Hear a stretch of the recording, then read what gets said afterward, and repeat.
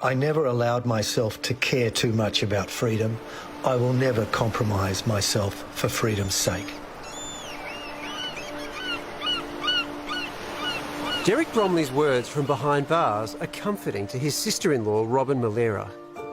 But on the eve of a High Court decision that could throw out Derek's murder conviction, his biggest supporter is battling unexpected emotions. Shit, I can't even do this. After taking a moment to collect her thoughts, Robin finds her voice. I'm angry and I don't want it to show what a horrible, mean injustice this is. Derek is now the longest-serving prisoner in Australia who claims to have been wrongly convicted. He has foregone the opportunity of parole because he's stuck to his principle that this was a crime he didn't commit. What he said to me is, I said, I'm not leaving this jail. I'm not saying I'm sorry and walking out there and walking down the street with everybody pointing at me saying, that's a murderer. He said, I'm not a murderer.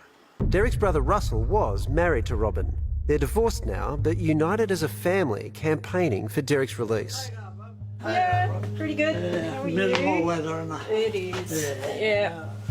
Family is one thing Derek has missed out on his whole life. His mum died soon after he was born.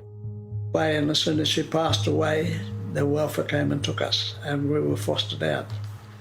I felt, nobody loves me, nobody cares. Ended up on a pathway, a criminal pathway. He was in boys' homes from the age of 16 to 18. Graham Archer is writing a book about Derek that explores his troubled childhood.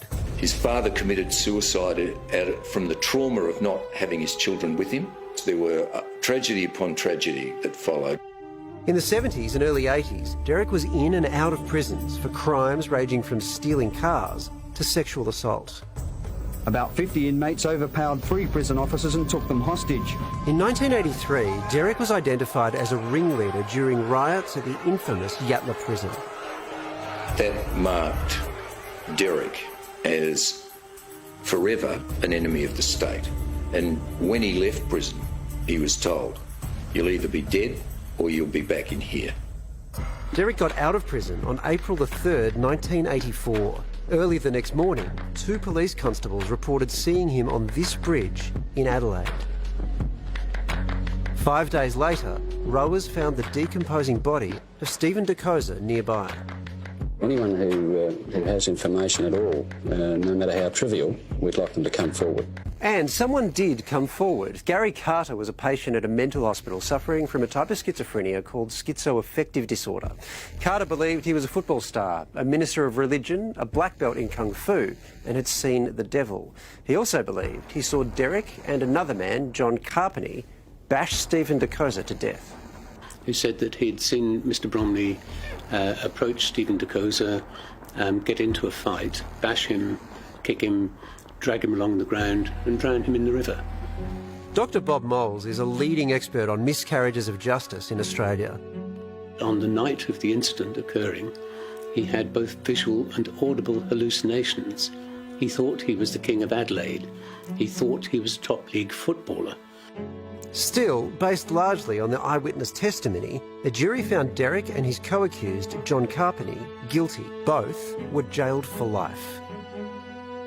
Gary Carter's testimony was critical because he was the only one that placed Derek at the scene of the alleged crime.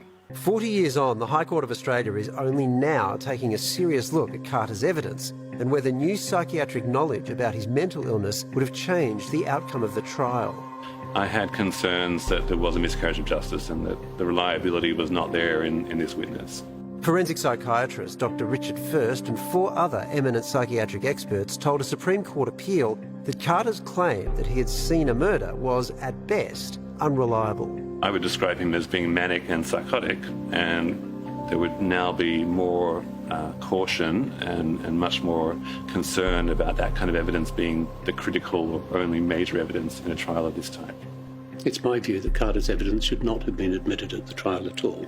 Another huge shadow of doubt hanging over the case is the work of discredited chief forensic pathologist Dr. Colin Manock, who told the trial DeCosa was the victim of a drowning murder. The experts who gave evidence on the appeal said that the autopsy in his case was so deficient they were unable to exclude the possibility of a death from natural causes.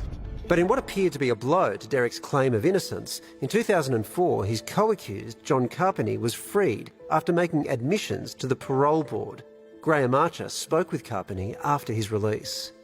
He'd done 22 years, and Derek had said to him, "John, do whatever you have to do to get yourself out of here. Don't worry about me." If you'd said no, what would have happened? I'd be still sitting there. Like Derek is? Yes. We recently spoke with John Carpeney, who's since suffered 2 strokes. He politely declined a request for an interview, but told us, and I quote, "I always said Derek wasn't even there. I only saw him when we ended up in the jail cell." Derek has been up for parole 6 times. Each time it's been rejected. From day one, Derek had said, "I didn't do this crime. I've done some bad things, but I didn't do this one." And it was made very clear to him, both by the parole board and correctional services, that you will stay here forever unless you accept that you are guilty. And this is where Derek is today, a low-security prison north of Adelaide. He's a trusted volunteer with the CFS, and he's even allowed to leave to fight fires like he did on Kangaroo Island in 2020. You get to feel like a normal member of society, and nobody out there sees you as a prisoner. That interview was 6 long years ago, and the wheels of justice have only now arrived at the steps of the High Court, which is deciding whether Derek should be allowed to appeal. There's a very persuasive argument for a national Criminal Cases Review Commission. I think the Folbig case was the tipping point in that. I'm extremely humbled and extremely grateful for being pardoned and released from prison. Kathleen Folbig was convicted of killing her 4 children, but after 20 years in jail, new scientific evidence revealed the children most likely died from natural causes. We do know that there's over 40,000 people in prison in Australia. We do know that at least 1 or 2% of those people will be wrongly convicted. That means we're dealing with possibly 400 to 800 wrongful convictions. And the High Court will soon decide if Derek Bromley's conviction is another spectacular case of injustice. It's certainly a picture of a man who's ready to come home and spend time with his family. You're hopeful that that will be sooner rather than later? I'm hopeful it'll be very soon. He's confident, he's realistic, he's taken all of the possibilities into account. Whatever the decision is, he is not diminished because he's still the innocent man.